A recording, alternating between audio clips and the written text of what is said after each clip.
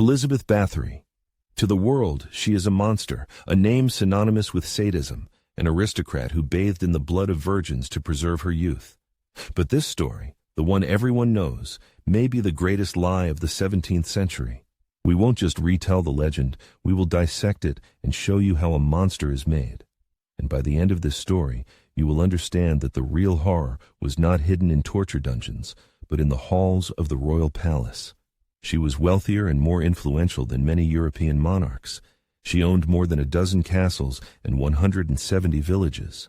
Her fortune was so vast that she lent money to the emperor himself.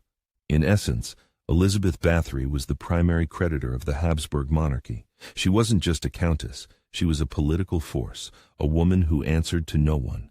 This created a powerful motive for her removal. The most famous element of her legend, the bloodbaths, is never once mentioned in the witness testimonies from her so-called trial. Out of more than 300 witness statements, not a single one mentions bathing in blood. This image appeared decades after her death. It was first printed in 1729, 115 years later, in a book by the Jesuit scholar Laszlo Turoczi. It's like investigating an arson where no eyewitness saw a flame. If the greatest horror never happened, then something else did, and someone very much wanted us to believe in the blood. But there were rumors, and they were horrific. They crept through the villages around Choctaw's castle in modern-day Slovakia. Girls would enter the castle gates for service, but no one ever saw them leave. Legends claimed that in winter, the screams from the castle were so loud they could be heard in the next village, but the local residents were too terrified to do anything. Imagine you are a 15-year-old girl named Dorothy. You've been hired as a servant in the castle of the most powerful woman in the country. It's an incredible stroke of luck. But one day, you drop a comb while brushing her hair, and your world collapses. The tragedy was that many girls were sent to the castle for more than just work. They were sent by noble but impoverished families for their daughters to learn courtly etiquette. It was a prestigious finishing school for young noblewomen, a place of hope that turned into a factory of death. December 1610. The Palatine of Hungary, György Thurzo, assembles a detachment. He decides to put an end to the rumors once and for all. He doesn't yet know that the scene he will find behind the gates of Choctaw will forever change his country's history. But György Thurzo wasn't just an official. He was Elizabeth's cousin. This makes his raid not just an act of justice, but an act of family betrayal driven by cold political calculation. On December 30th, 1610, Thurzo writes to his wife. This is the first and most important document in the case. Quote, "We found one dead girl and another on the verge of death, as well as another wounded and tormented woman. One dead, one dying, one injured. That's 3. The legend speaks of hundreds, but the chief accuser finds only 3 victims. The smoking gun wasn't so smoking after all." The real numbers emerged later in the interrogation records. The main testimonies came from the Countess's closest servants, Ilona Jo, Dorothea Sentes, Catalin Benica, and the dwarf János Újvári, nicknamed Fico. Under torture, they began to talk. First, they spoke of 30 victims, then 50. And finally, the number that would go down in history appears, 650. It came from the words of one maidservant who claimed to have seen a list of names in the Countess's personal diary. A diary no one has ever seen. It simply vanished.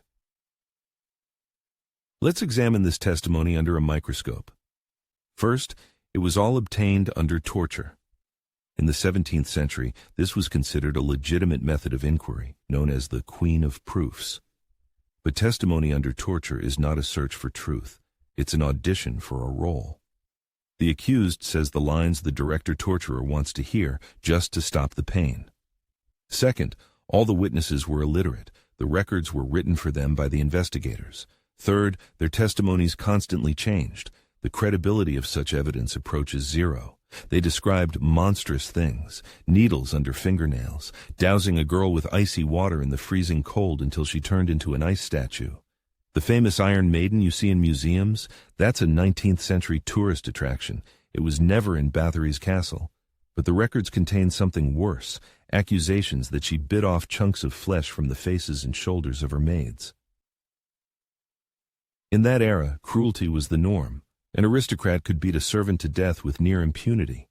Where is the line between socially accepted cruelty and the deeds of a true monster? Elizabeth's husband, Ferenc Nadasdy, was a national hero. His nickname was the Black Bey of Hungary. He was famous for impaling thousands of captured Turks. His cruelty was celebrated in the chronicles. Her cruelty was demonized, and here is the main paradox. The servants who allegedly helped her are executed in the most agonizing ways. They are burned alive.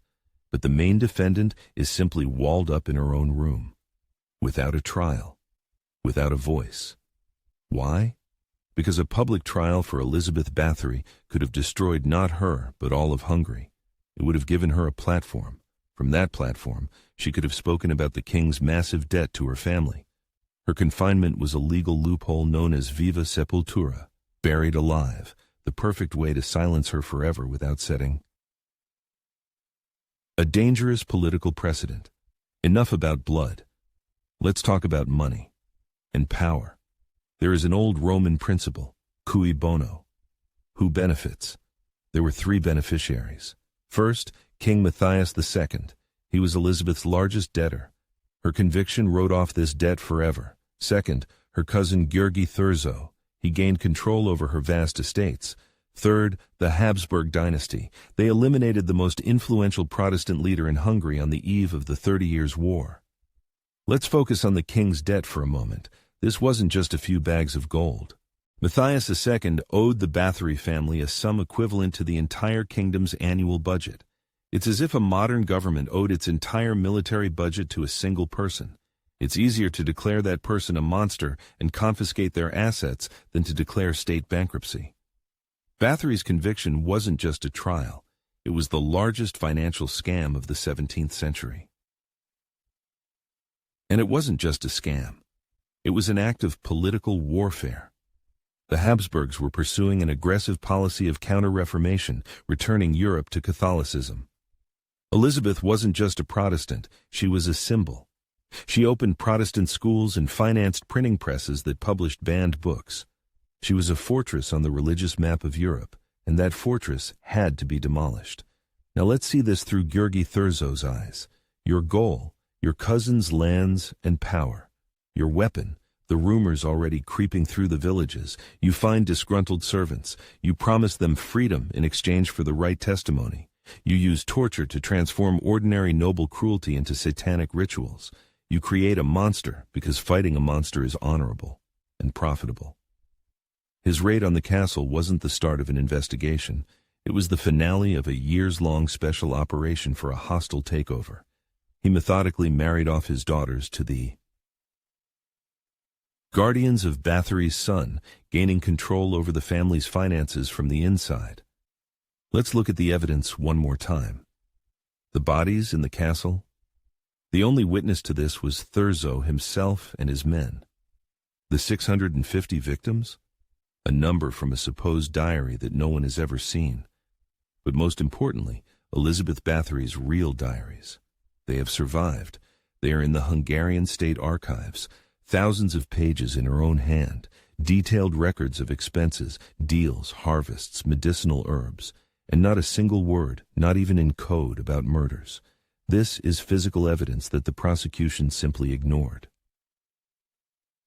So we have two stories. The Blood Countess, the monster of legend, and the innocent victim of a grand political conspiracy. But there is a third version, and it might be even more terrifying. What if the truth is somewhere in the middle? Perhaps Báthory wasn't Dracula, but she certainly wasn't Snow White either. She could have been a cruel, domineering aristocrat who did indeed punish and perhaps even kill servants in fits of rage. And her enemies simply took this real, mundane cruelty and inflated it to the scale of gothic horror. It was the perfect smear campaign, because at its core lay a grain of truth. To understand this mechanism, we need to break down Elizabeth's personality into three key parts. First, her intellect and power. She was fluent in 4 languages: Hungarian, Latin, German, and Greek. In an era when many male aristocrats could barely sign a decree, She managed her lands like the CEO of a massive corporation. She personally conducted negotiations, closed deals, and gave orders to garrisons. Such a woman did not inspire admiration, she inspired fear. Her cruelty was likely not sadism. It was a ruthless management tool in a world that did not forgive a woman for having power. Second, the era itself. Public executions were Sunday entertainment. Torture was a standard procedure for obtaining testimony. Against this bloody backdrop, Báthory's punishments for disobedience might not have seemed so out of the ordinary. Across Europe at the same time, pyres were burning. Tens of thousands of women were tortured and burned on far less substantiated charges. The Báthory case is simply the world's most famous witch hunt. She was tried by the same script: rumors, denunciations, and a foregone conclusion. Only her main crime wasn't magic, it was power. And third, her main vulnerability: fear. The fear of losing her beauty, and with it, her influence. This was the psychological crack her enemies exploited. The legend of Blood is a brilliant piece of 17th century propaganda. It hits its mark perfectly, turning a strong ruler into a vain murderer. The patient zero of this myth is a single, apocryphal story. A drop of a servant's blood accidentally lands on the countess's skin and supposedly smooths a wrinkle. This microscopic, likely fabricated episode became the core of a propaganda attack that has outlived empires. Now you have all the tools to reach your own verdict. Let's break down this case through 5 analytical lenses. First, the lens of legend. This is a vivid image created a century later to sell books. It's sensational, but it has nothing to do with the evidence. Second, the lens of the prosecution. This is testimony extracted under torture from people who were promised freedom for the right words. Its value as evidence is 0. Third, the lens of conspiracy. Colossal sums of money and absolute power were at stake. The motive for her removal isn't just there, it's ironclad. Fourth, the lens of context. Cruelty was the language of the era, and Báthory was a powerful woman who needed to be broken. And fifth, the lens of gender. An independent, wealthy woman commanding an army in a man's world. Such figures are not forgiven by history. They are demonized. The story of Elizabeth Báthory is not just a medieval thriller.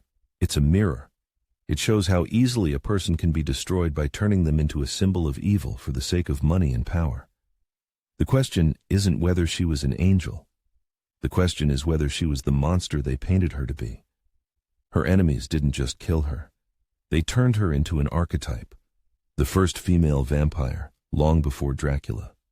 Her image inspired Carmilla and hundreds of horror films. They created a brand of evil that still sells very well today. After spending 4 years in confinement, receiving food through a slit in the wall, she was found dead on August 21, 1614. Her exact burial place is unknown. Her enemies took not only her life and fortune, but even her grave.